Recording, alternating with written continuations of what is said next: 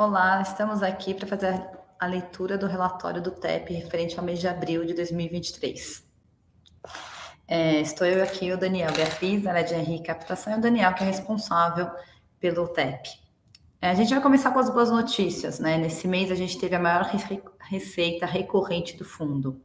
O valor foi aproximadamente 3 milhões e 184 mil. Daniel, você consegue explicar um pouco o que foi isso? Por que esse aumento? Exatamente, Bia, tudo bom? A gente já vinha comentando nos últimos relatórios em relação à diminuição em término, praticamente, da vacância financeira do fundo. Foi um aumento de 16% em relação a abril de 22, e uma queda muito grande em relação aos descontos e carências dos contratos que a gente já tinha assinado. Então, com esse avanço, né, com essa diminuição da vacância financeira, a gente conseguiu trabalhar uma distribuição de 52 centavos por cota. Não, excelente. Vem mostrando aí um crescimento e muito linha com o que a gente já tem falado nos relatórios anteriormente, né? Então, a gente está em linha com o que a gente vem mostrando, até para dar uma clareza maior para o investidor. Outra boa notícia para comemorar foi o aluguel que a gente fechou, o contrato de aluguel que a gente fechou no edifício Passarello, que a gente chegou agora com 2 conjuntos vagos. Exato. Foi uma locação de meio andar, equivalente a 3 conjuntos, para um inquilino robusto, que é a CCR, bem em linha com a estratégia do fundo, que a gente vem sempre discutindo e trazendo inquilinos maiores, inquilinos que suportam mais períodos de crise, como a gente passou no portfólio do TEP. Então, ele vai bem em linha e também num aluguel nominal de R$ 75, com 5 meses de carência. Então, está bem em linha com o que a gente tem feito no portfólio. Agora, a gente tem 2 conjuntos vagos, conjuntos de 170 metros ali no Passarello, um deles mobiliado, que a gente já está com muitas visitas aí para trabalhar esses 2 conjuntos. Perfeito. Então, assim, hoje o que a gente tem de vago? A gente tem 3 conjuntos no Torre Sul e 2 no Passarelli. É importante pontuar que um desses conjuntos do Passarelli é a última aquisição que a gente fez também, né? Que é por isso que também a gente não conseguiu nem locar, né? Dos 2 conjuntos, um é uma devolução que a gente teve de um conjunto mobiliado e o outro é uma aquisição de um conjunto que não está mobiliado, de outros 170 metros. E no Torre Sul, é o que você comentou, são 3 conjuntos, mas a equivalência é de 1 andar e meio na Torre Sul. E como é que está o processo lá no Torre Sul? A gente está bem otimista, porque por dois fatores. A gente tem trabalhado muito com o potencial expansão de inquilinos atuais. Tem alguns inquilinos que estão já em processo de crescimento, M&A de outras empresas, então a gente está bem otimista em relação até a locação dessa área para inquilinos que já estão no prédio. A gente tem trabalhado alguns interessados, algumas visitas, mas estão bem otimistas de conseguir resolver já dentro com próprios inquilinos que a gente tem no prédio. Ótimo, ótimo. E assim, uma notícia que a gente já comentou nos nossos relatórios, e eu queria uma atualização para a gente passar para os investidores, é o restaurante, o Iulia, que é o mesmo que está lá no Jockey, que começou as reformas lá no São Luís, né? Onde era o antigo Café Cultura. Exato.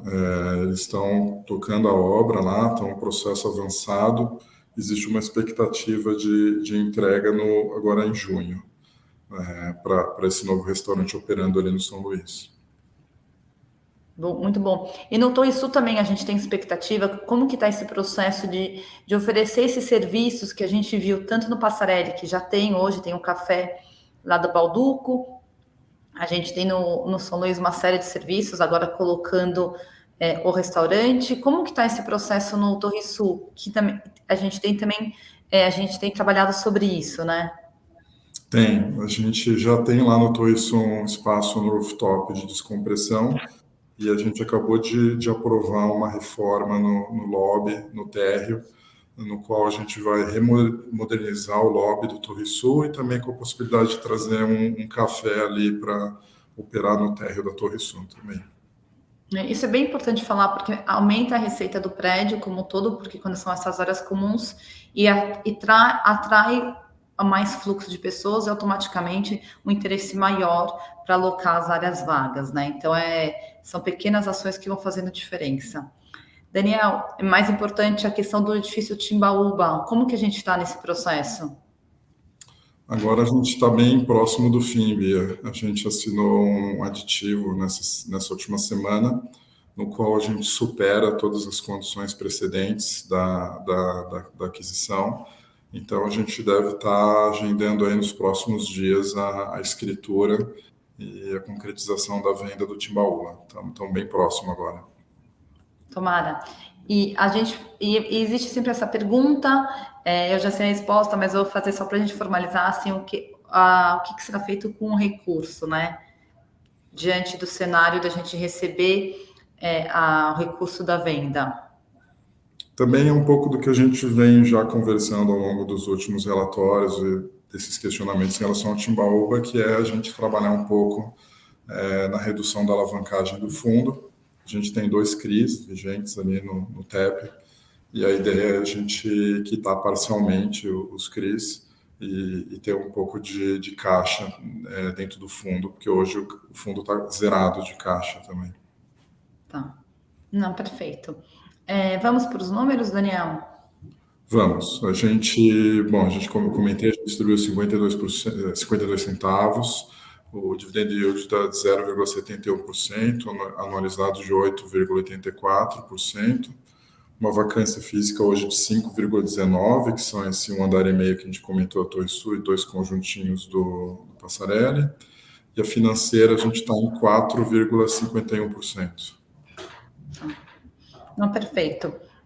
Bom, a gente está à disposição, tem o canal ri@telos.com.br. Qualquer dúvida que vocês tiverem, a Telos está à disposição para responder e atender aos seus questionamentos. Obrigada, Daniel.